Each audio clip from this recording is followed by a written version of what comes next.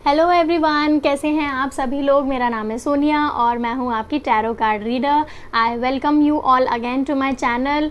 तो फ्रेंड्स, आज का जो टॉपिक है, जो टॉपिक ऑफ डिस्कशन है, बहुत ही ज़्यादा इंटरेस्टिंग है कि क्या शादियां स्वर्ग में बनती हैं। Are marriages made in heaven. तो marriages are made in heaven, ये एक फ्रेंच कहावत है। जिसने भी ये बोला है वो कभी मुझे मिल जाएगा तो मैं उसको पकड़ के पीटने वाली हूँ। ऑलराइट, तो बिकॉज ऑफ द फैक्ट कि आई डोंट बिलीव कि शादियाँ जो हैं वो स्वर्ग में बनती हैं या गॉड उनको फिक्स करते हैं। No, I don't believe. I just believe कि दीज आर अर्थी थिंग्स। ये सभी कुछ अर्थ पे होता है, धरती पे होता है। हम बहुत सारी चीज़ों को कैलकुलेट करते हैं। किसी के भी साथ में शादी करने से पहले हम बहुत सारी चीज़ें देखते हैं कि वो बंदा कैसा है, उसका फैमिली कैसा है, उसके पास पैसा है कि नहीं है, शादी के बाद में आपको क्या क्या मिलने वाला है। एक नॉर्मल लड़की बहुत सारी चीज़ों को कैलकुलेट करती है, ठीक है। तो हम लोग बहुत ही ज़्यादा कैलकुलेटिव हो जाते हैं when it comes to marriage.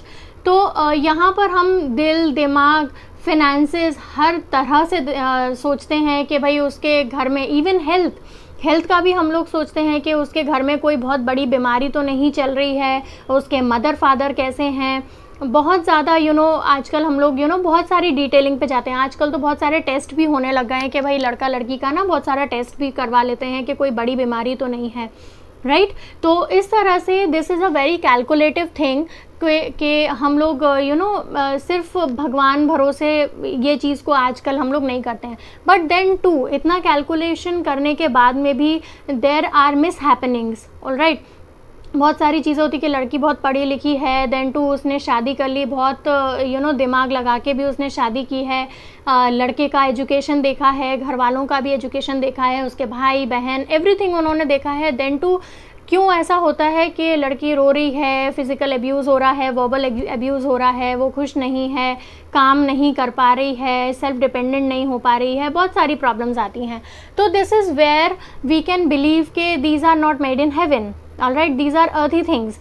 तो यहाँ पर भी अब अगर इफ़ यू आर मैरिड और if you are planning to get married, तो क्या ऐसी चीज़ें हैं जिस पर आपको ध्यान देना चाहिए कि किस तरह से आप अपनी मैरिड लाइफ को ठीक कर सकते हैं, या अगर कोई प्रॉब्लम्स आ रही हैं या फ्यूचर में आ सकती हैं तो किस तरह से आप उनको हैंडल कर सकते हैं। This is very important, alright. क्योंकि अब एक बार शादी हो गई उसके बाद तो सेपरेट होना, this is not good, right, that is a sad thing.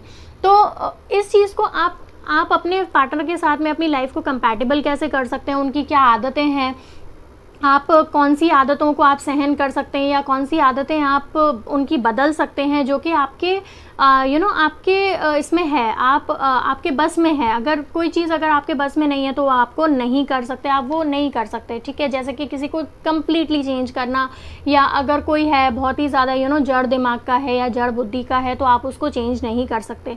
But yes, your spouse is someone who can help you out. तो आप कभी भी कुछ भी होता है आप अपने स्पाउस से ज़रूर बात करें, ठीक है, because he is the person जो भी है। आप अगर एक आदमी हैं तो आप अपनी बीवी से बात कीजिए, अगर आप एक औरत हैं तो आप अपने हस्बैंड से ज़रूर बात कीजिए।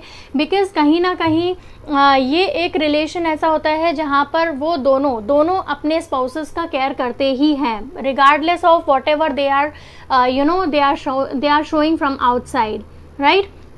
तो कंपैटिबिलिटी तभी होगी जब दोनों एक साथ काम करेंगे, राइट। तो देख लेते हैं कि क्या हमारे लिए क्या गाइडेंस आता है फॉर मैरिड पीपल। क्या प्रॉब्लम आ सकती है, क्या प्रॉब्लम से हमको किस तरह से हैंडल करना है। Yes, communication is the key. आप जितना हो सके आप बात कीजिए। कोई भी आपको प्रॉब्लम आ रहा है, उनको, सामने वाले को क्या प्रॉब्लम आ रहा है, आप अगर एक हस्बैंड हैं तो आपकी वाइफ को क्या प्रॉब्लम आ सकती है, आप बात कीजिए। कम्युनिकेशन करने से बहुत सारी प्रॉब्लम्स आपकी सॉल्व हो सकती हैं। तो आपको कभी भी कम्युनिकेशन बंद नहीं करना है। बट येस, आपको कभी कभी ऐसा लग रहा है कि कम्युनिकेशन से भी प्रॉब्लम हो रही है, ओके फाइन, टेक टाइम। आप थोड़ा सा उनको भी टाइम दीजिए, आप खुद भी टाइम लीजिए, थोड़ा सा अपना दिमाग को शांत कीजिए, and yes, the things will work, okay. Because आपके पार्टनर को भी ये नहीं चाहिए कि उनकी लाइफ ख़राब हो, या वो भी नहीं चाहते हैं कि उनकी वजह से किसी को प्रॉब्लम हो, right. Just just try to make your life an adventure. कुछ छोटी छोटी चीज़ों में आप कहीं पर घूमने जा सकते हैं, कुछ अलग खाना बना सकते हैं, इस तरह का आप कर सकते हैं। ऑर्डिनरी थिंग्स, ऑर्डिनरी चीज़ें जो होती हैं हमारी लाइफ की। अब जैसे कि कभी कभी ऐसा होता है ना कि कुछ जैसे कि अब भाई कोई एक लड़की है, बहुत पढ़ी लिखी है, बहुत अच्छा कॉर्पोरेट जॉब कर रही है, अगर उसके हस्बैंड ने बोल दिया कि जा मेरे लिए चाय बना, तो उनको बड़ा ऑफेंसिव फील हो जाता है। नहीं, आपको ऐसा नहीं करना है। कोई प्रॉब्लम नहीं होगी अगर आप उनके लिए एक कप चाय बना लेंगी, ठीक है।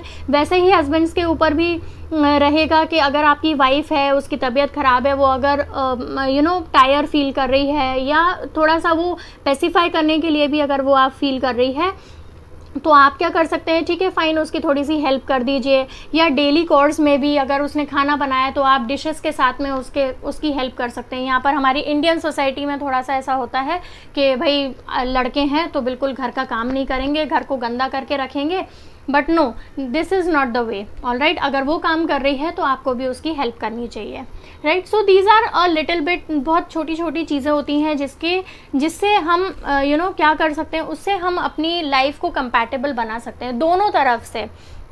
And yes, when it comes to family, when it comes to extending your family, आप जब तक बच्चे के लिए या बच्चों के लिए या किड्स के लिए मत सोचिए जब तक आप दोनों ही बहुत अच्छे तरीके से इस चीज़ के लिए रेडी ना हो। ऑल राइट, क्योंकि जो बच्चे होते हैं, बच्चों के लिए एक बहुत ही ज़्यादा माइंडसेट की बहुत ज़्यादा ज़रूरत होती है कि आपका माइंडसेट एकदम क्लियर हो कि yes, now you both are ready to have kids, then you have kids. Okay, ripeness का कार्ड आया है, तो ripeness is very much needed. All right, आपके माइंड, आपके body, you should be healthy, you should be having good financial backup, क्योंकि जो pregnancy का जो स्टेज होता है एंड जो अर्ली स्टेजेस ऑफ चाइल्डहुड होते हैं बहुत ही ज़्यादा एक्सपेंसिव हो गए हैं आजकल।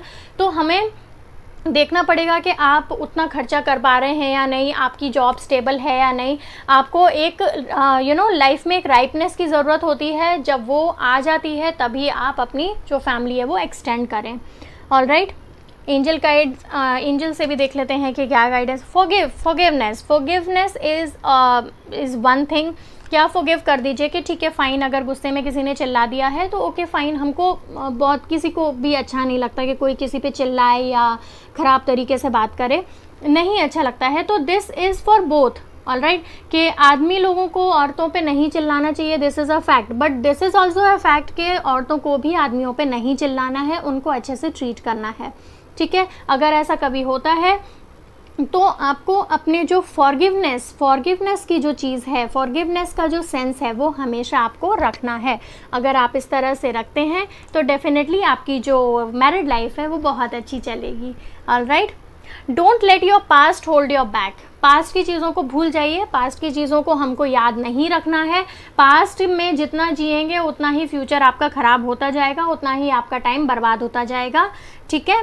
कंक्लूजन्स आपके अंदर ही हैं, आंसर्स आपके अंदर ही हैं। बात कीजिए, कम्युनिकेट कीजिए and you will be there. Fine, तो चलिए अभी मैं इस रीडिंग को यहीं पर ख़त्म करती हूँ। मिलते हैं अगले वीडियो में। Till then bye bye. जाने से पहले फ्रेंड्स, वीडियो को लाइक ज़रूर कर दीजिएगा, कमेंट कीजिएगा कि आपको क्या प्रॉब्लम्स आती हैं अपनी मैरिड लाइफ में। अगर आप मैरिड हैं तो आपको क्या प्रॉब्लम्स आ रही हैं, किन चीज़ों को ओवरकम आपको करना पड़ता है। अगर आप अनमैरिड हैं तो आप किस तरह की एक्सपेक्टेशंस रखते हैं अपनी फ्यूचर वाइफ के साथ में या फ्यूचर हस्बैंड के साथ में, ये मुझे कमेंट में ज़रूर बताइए। ऑलराइट, ये वीडियो का मैं और भी आगे एक्सटेंडेड पार्ट भी लेकर आऊँगी। मिलेंगे उस वीडियो में। Till then bye bye.